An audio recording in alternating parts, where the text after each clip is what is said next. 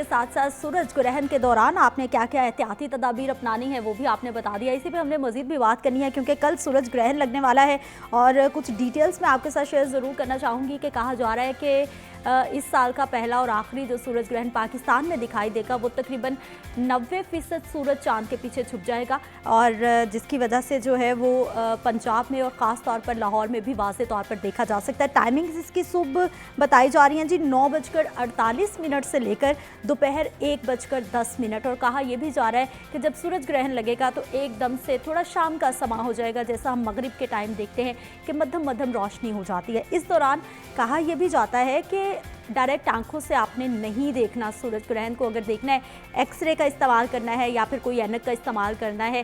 क्या नुकसान हो सकते हैं, कैसे इससे जो है वो, अगर आप इतने शौकीन हैं देखने के तो कैसे देखा जा सकता है, बात करेंगे जी। मेरे साथ मौजूद है डॉक्टर नासिर चौधरी साहब है, आप head of I department king Edward medical college से आपका ताल्लुक है। इस प्रोग्राम में आपको खुश आमदीद कहते हैं।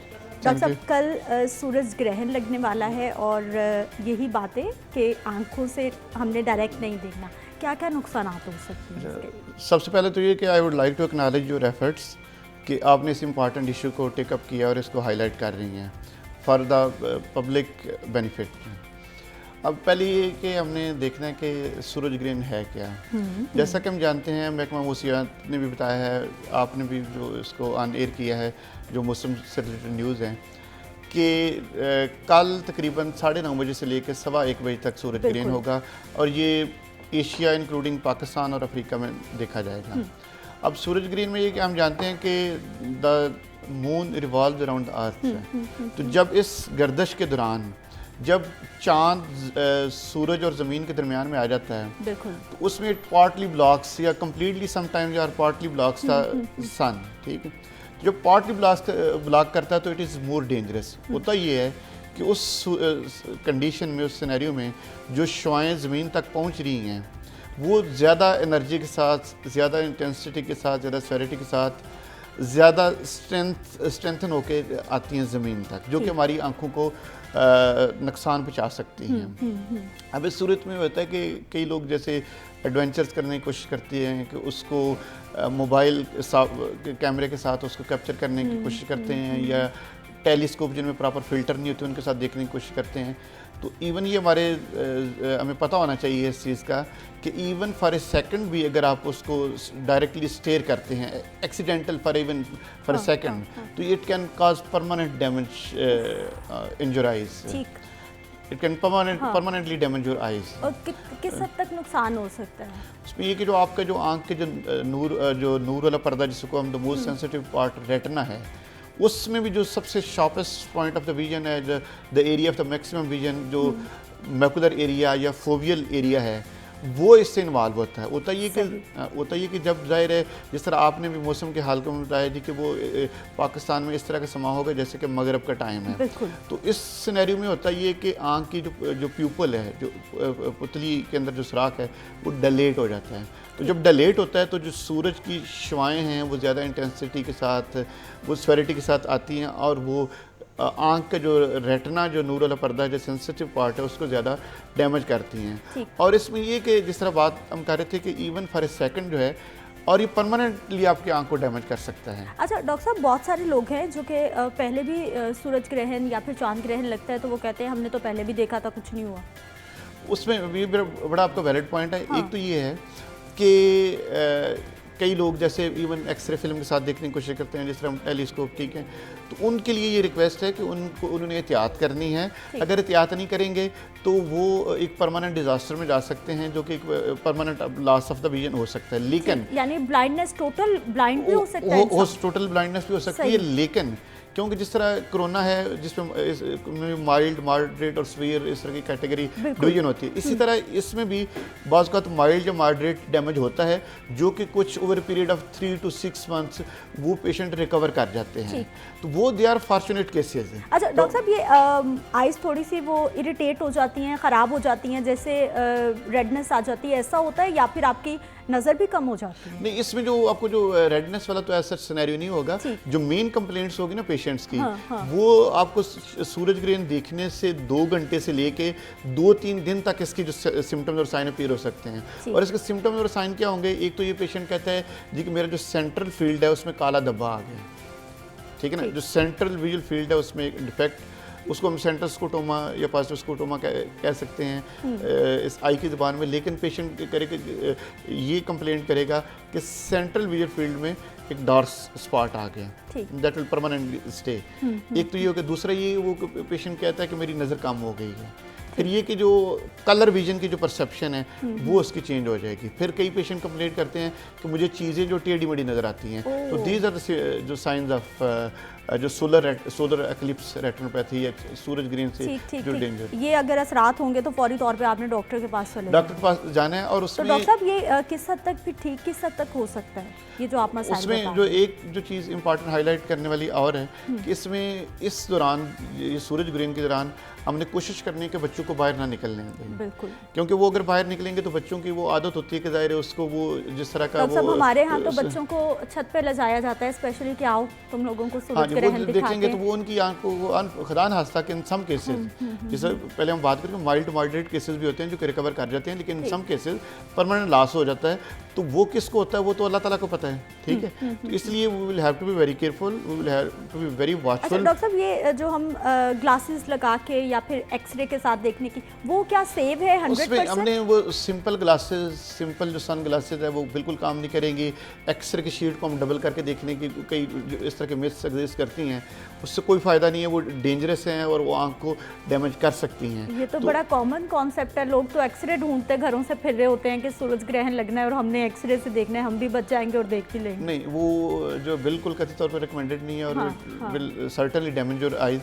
उसमें एक जिस तरह मैं बता रहा था कि इवन अपने घर में बच्चों को कोशिश करनी है कि इस तरह बच्चों को घर में रखें और इवन अपने जो घर के कर्टन्स वगैरह हैं वो क्लोज रहें, ताकि जो अनअवॉइडेबल जो आपका जो वो शुआएं हैं, ठीक है ना, जिनसे हम अपनी आंखों को बचा सकते हैं, ठीक है ना, उनसे तो डॉक्टर साहब कुछ ऐसे भी शौकीन अफराद हैं जिनको बहुत ही ज़्यादा दिल है कि हमने ज़रूर सूरज ग्रहण देखना है, तो वो फिर क्या करें? देखा जा सकता है, कोई ऑप्शन है कि हम कोई चीज़ इस्तेमाल करके देख लें? उसमें एक तो ये कि जो स्पेशल इसके लिए ग्लासेस होती हैं जो कि जिनमें यूवी फिल्टर्स होते हैं और इवन वो 99.9% तक जो फिल्टर्स को उनको फिल्टर कर सकती हैं जो यूवी रेज हैं, तो वो आप यूज़ कर सकते हैं। और लेकिन ज़्यादा बेहतर यही है कि अगर आप देखना चाहते हो उसको ज़्यादा बेहतर ये है कि आप टीवी पे या प्लानिटेरियम पे देखें, वो ज़्यादा सेफ है। बिल्कुल डॉक्टर साहब, जैसे आपने बताया है कि एक्सरे फिल्म और ये चीज़ें भी बिल्कुल भी सेफ नहीं है, तो फिर तो लोगों को बच ही जाना चाहिए कि आप ना देखो और अपने घरों के अंदर रहो। और कल तो है भी संडे, छुट्टी है, किसी को बाहर जाने की ज़रूरत भी नहीं है। बिल्कुल इस तरह ये इत्फाक से संडे है, रेस्ट करें, घर में रहें। और अगर बाहर जाना भी है, अगर अनअवॉइडेबल सर्कमस्टेंस बाहर जाना पड़ता है, आपके जो बॉडी पार्ट्स हैं प्रॉपरली कवर्ड होने चाहिए, आप सनस्क्रीन लगाएं और यूवी फिल्टर्स वाली जो है वो आप ग्लासेस यूज़ करें और ट्राई करें कि आप उसको डायरेक्टली स्टेयर ना करें। अच्छा डॉक्टर साहब, ये जितने भी मसाइल फिर आइज़ के हवाले से अगर आप सूरज ग्रहण देखते हैं हो जाते हैं, तो फिर इसका इलाज किस हद तक मुमकिन होता है? ब्लाइंडनेस का तो मेरा ख्याल मुश्किल हो जाता है। देखिए ना, अगेन वेरी पर्टिनेंट क्वेश्चन कि होता ये है कि जिस तरह कोरोना में हमने बात की कि माइल्ड, मॉडरेट और सीवियर कैटेगरी, इसमें भी माइल्ड, मॉडरेट और सीवियर डैमेज होता है। जिस तरह आपने पहले बात की कुछ लोग रिकवर कर रहे हैं, तो जो माइल्ड मॉडरेट केसेस हैं सम टाइम वो 3 to 6 month, over 6 to 8 month, वो with the passage of time वो कई केसेस में वो रिजॉल्व कर जाते हैं। लेकिन हमें तो नहीं पता कि किन केसेस में there are lot of factors, क्योंकि ये बेसिकली फोटोकेमिकल डैमेज करता है। जो आपकी रेज आती हैं, जो वो सूरज ग्रहण के दौरान जो रेज आती हैं वो फोटोकेमिकल डैमेज करती हैं और फ्री रेडिकल्स बनाती हैं, जो कि आँख के जो आपके सेंसिटिव पार्ट के जो important cells related to the vision है उनको डैमेज करती हैं। और डॉक्टर साहब, वैसे भी हमारे यहाँ डॉक्टर के पास जाने का ट्रेंड इतना कम है कि घर में पहले पता नहीं कौन कौन से देसी टोटके करने के बाद उसके बाद खुद अपनी दवाइयाँ आंखों में डालने के बाद एंड पे हम डॉक्टर के पास जाते हैं और फिर तब तक हम भी भूल चुके होते हैं कि हमने सूरज ग्रहण देखा था। ये उसके असरात भी हो सकते हैं। बिल्कुल, कई ऑफ कोर्स, क्योंकि कई पेशेंट जो हैं वो ज़ाहिर ऑफ कोर्स उनको इस तरह के जो हिस्ट्री होती है, लेकिन वो इसको प्रॉपरली कोरिलेट जब प्रेजेंट नहीं कर सकते टाइमली या अकॉर्डिंगली, जब वो और इसको वो जो कई इस जो वाइल्ड टू मॉडरेट जो उनकी कंप्लेंट है वो उसको लिंगर ऑन करते रहते हैं, और इन सम केसेस फिर वो परमानेंट लॉस का, विजुअल लॉस का सबब बन सकते ठीक हैं। है डॉक्टर साहब, कोई इसको एज लिमिट में कैटेगराइज किया जा सकता है कि कोई छोटे बच्चों पे ज़्यादा असर हो जाएगा, जवानों में कम होगा, या बूढ़ों में ज़्यादा हो जाएगा, या फिर सब पे एक जैसा असर हो सकता है? अगेन इम्पॉर्टेंट क्वेश्चन, हाँ। कि जैसे बच्चों में क्योंकि लेंस जो है आपका जो कुदरती शीशा आँख के अंदर होता है, ठीक है, वो लेंस क्लियर होता है, और जिन लोगों में जैसे बच्चों में या अडल्ट में because of clear lens they are at more risk कि उनमें ये इस जो सूरज ग्रेन के जो डेंजरस इफेक्ट्स हैं वो ज़्यादा या मुज़िर असरात हैं वो ज़्यादा हो सकते हैं as compare to the old people, क्योंकि ओल्ड पीपल कई दफ़ा होता है ओल्ड एज लोगों में वो कैटरेक्ट बन जाता है, सफ़ेद मोती है, उस वजह से वो किसी हद तक ये कि वो they are at safe side.